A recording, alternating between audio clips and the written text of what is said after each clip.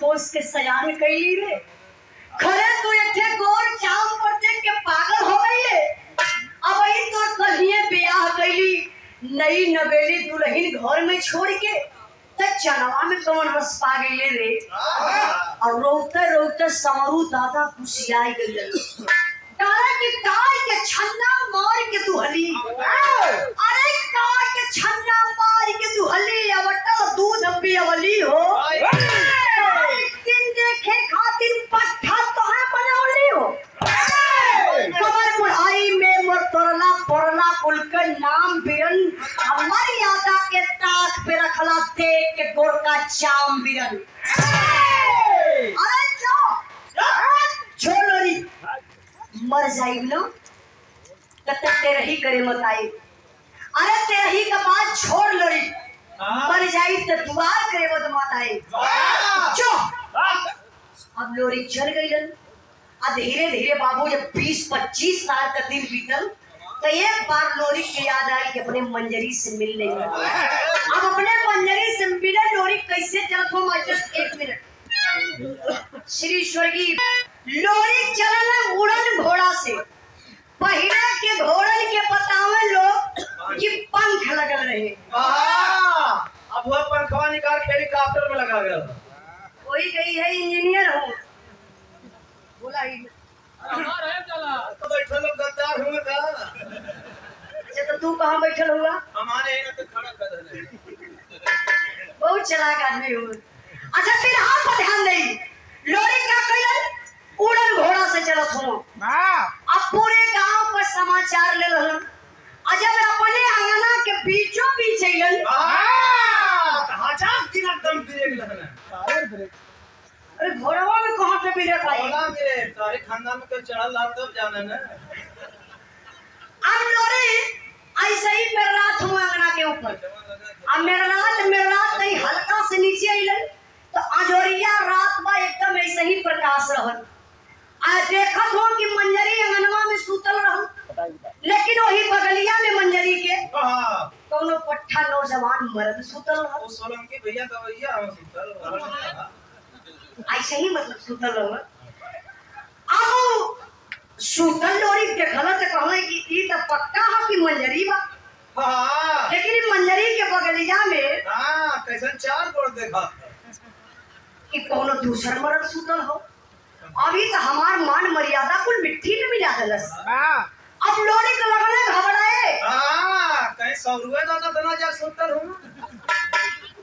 अब कुछ भी कल्पना कैले हुई है। अब लोरी धीरे धीरे का कैलन और नीचे अइलन। काहे कि पक्का बा कि मंजरी कोनो पराये पुरुष के साथे सुतल बा। अब हम बर्दाश्त ना करबे। ना रही बांस ना बाजी काले ना रही बांस ना बनी टिप थी। ना रही बांस ना बाजी बांसुरी। अब ऐसे ही तलवरिया निकाल हम लोरी कहने सुतल है दुनहुन का गर्दनिया काट। और दुनहुन का गर्दनिया काट के ही खत्म कर देबे कुल खेलवे खत्म हो जाई। अब वो एक जगह काटा। तब तक आदि शक्ति दुर्गा मतारी विशाल रूप में प्रकट भइली। लोरी खींच के पड़ली एक तमाचा। खाली करे लड़का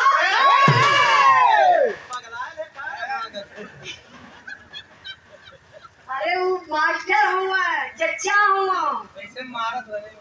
अच्छा लोरी कैसे ही माई मरली खींच के एक तमाचा। काली करे लड़का पगला गए तो के कुछ पता बा? लोरी कला माई कुल पता बा। हाय देखा हाय दुर्गा मतारी कली करे लोरी की मंजरी सुतल बना रे। ये का तू दिखावत है? कहां माई मंजरी के देखत हूं। आहो मंजरी के बगलिया में कौन मर्द सुतल हो के ना देखलू। माई कली ओ बेटा मंजरी बहुत बड़ी गलती कैले हरे। कौन गलती? ओके लुक्का वाली में छपानी लगा लेने से ऊपर से दिखाई ना दे। बड़ा बढ़िया कैसा दिमाग लगा देना यार, क्यों कैसा काम करे करे तो वाली में छेड़वा इनके विचार से चली ना। ऐसे एगो लड़का का भैया बियाह है छोड़वा दो मेहरारू आई। कहानी भुला जी सब अगर आप लोग कहीं तो बताइए, बता दी नहीं बता दे रहे तो ठीक है, तो लोग जानते हैं कितना पढ़ा लिखा। कहानी बिगड़ जाएगी। आप देखिए ज्यादा कर कहानी इनका छुपल रह जाए, आप लोग जान जेबा इनके दिमाग के था लगा लेबा कि कितना बड़ा ही ज्ञानी आदमी सारा पूर्णा चल गया। सूरत गया। बड़ी चमाकी कर ले। अरे भैया हम बात बताओ थी, एगो लड़का का बियाह हो गया तो थोड़ा बेचारा पार्टियम ना पहले जो रहता परिवार लड़का ना ओकरे साथे तभी गजब धोखा कइले। वो बेचारा हमार पार्टी तो छोड़ दिया। सोचा ये तनी बड़ी गद्दारी कइले, वो लड़का का बियाह भइल और सुबह सागर मेहरारू से, लेकिन वो उनका दिमाग थोड़ा से इनसे कम बा। तो वो बेचारा कौनो लड़का चढ़ा दलस कलस की अबे सुहागरा का तोरबा, सुहागरात में तो बड़ी खर्चा बोले 10-15 हजार, और वो बेचारा बियाहे का टूटल बा। अब ओकरे थैली में 100 रुपया ना, तो कहले अब का करे केहू से ना इंदिराज भैया से पूछब। आयल लड़का इनके यहाँ शैलेश भैया आके बोले इंदिराज भैया कबू मिली है वो लड़का, तो देखिए ऐसे बोला आधी जबान पर फंसी। इंदिराज भैया सुहाग रात मनावे में कितना खर्चा लगी, तो हम कहत रहल फलनवा की 10-15 हजार। अब भैया ऐसा लग भैया तेरी बतिया सुनी, मोरे भैया 1 रुपया बचल ना हो, कला बहुत मर दे नहीं सुहाग रात एकदम तो सस्ते में मनवा दी। देखा इनका दिमाग कहना सुहाग रात तो सस्ते में मनवा दे। अब वो तो भैया भैया ने बिना पेनी का लोटा खुश हो गए। अब भैया जल्दी बता कैसे भैया, कल सुन तेरे पास 100 रुपया हो, कल इंदिराज भैया 1 रुपया ना, कल ले मेरे पास 100 रुपया के दे डाला और खुश हो गया। अब 100 रुपया में सुहाग रात मनावल जाएगी, कहने 5 रुपया का अगरबत्ती ले लीजिए, एक सुहाग रात की व्यवस्था होती है। नींबुआ कटे का ले लेला 5 गो नींबू ले ली है, 5 गो जायफल ले ली है, और कपूर ले ली है, और धान ले ली है, वो लोटा ले ली है, वो पानी भर ली है, और वही में धरिया इतना से ढेर मत इतना डाल दिए। अगरबत्तियां सुलगाई के अपने मेहरुआ से पूछे शुरू करिए कि तय नैहरे में आओ लस फस का जाने बेचारी आई पगला जाए कि अगरबत्तियां ऐसे सुलगा के तुझे मंत्र भी बतौले रहा है। आवा हो दुर्गा, आवा हो देवी, खटवाली घाट के ऊपर फलानी ढेकानी कह के बनावत हम। आप वो बेचारी नई दुल्हन आ नए घर में आए, वो सोचो कि दुल्हा फिर भी बेचारी मोटवई में हो। आई नींबुआ हाली काट के जयफरिया काट के और लवंगिया कट्ठा धोई के अब कपुरिया होके पारा त कला कर तू ना बतेबू ना पानी में आग लग जाई, तो पानी में आग लग जाई तो हम समझ जा, तो फिर हम तो के राखब ना। शायद अमोज मामले ना ही पनिया में अगिया कैसे लगी पता है, कपूर अगर बार कोई पनिया में धर देबा तो भरे लगी। अब वो का कोलस लइका इसे बार के अब कपूरिया ही पनिया में धर भरे लगा। आप कहला सी हे पक्की तू नहीं हर लड़की वो दुल्हन बेचारी बेड पर से उछल के टूटल, एक बार गिरल उठ के गई अपनी सास के पकड़ बोले अम्मा हो अम्मा, अरे मोरे अम्मा चनवा गए हो अम्मा, अब बचाए ले तू हो अम्मा। हाँ अब तो वही जाके सुतता है अम्मा। अम्मा ये घरवा में अब देखा थी कहीं करे मंगलवा करे ये का करते करे वो अम्मा ने उस सुहाग रात बनावत कहले अम्मा कहीं करे तोर बहुत एकरा नाम मनले रहने रे मेहरारू गई ना वही में ना आई। एक दिन फिर विरोध हो गया कलम तोरे साथे रहबन कर तो मन मेहरारू छोड़ ले होगा।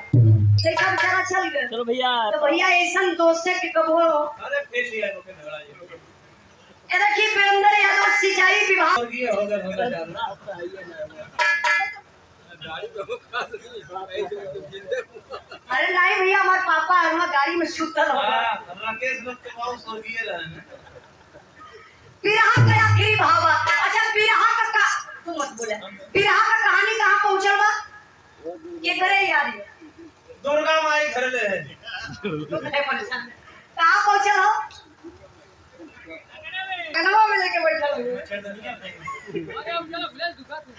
आप देखिए लोरी के आदि शक्ति दुर्गा मतारी बतावत है जब खींच के मरली तमाचा काली करे लोरी तू क्या करे जाते तुके पता ना कुछ काला माई छोड़ा भाई बेइज्जती कैसे बर्दाश्त करबे तब दुर्गा मतारी काली बेटा सुन सुन कहीं है जानना चाहते ना कि मंजरी के बगल में कौन मर्द सुतल बा तो सुन हम बतावत बनी जरा गौर करेंगे तू मर्द कौन रहा मास्टर देवी हो तो सुहाग रात के बारे में पूछलू गलती हो गई कहा बेटा गलती ना रे हां थोड़ा नदानी रहल जौने दिने बियाह कई के लैले मंजरी के साथ तू सुहाग रात मनौले कोई सुहाग रात पहले मिलन में मंजरी के गर्भ रह गया।